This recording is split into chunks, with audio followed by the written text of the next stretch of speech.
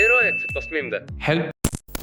اهلا، ايه الاخبار؟ معك احمد حسام من F2A، وده الفيديو التاني من سلسله فيديوهات تريكيه صايعه. وفي الفيديو ده هعلمك ازاي تعمل التصميم ده. اول حاجه طبعا هتشغل فوتوشوب، وبعد كده هتحط الصوره، وبعد كده من القائمه اللي على الشمال هتختار اداه السلكشن، وهتطلع فوق هتختار حاجه اسمها سيلكت اوبجكت.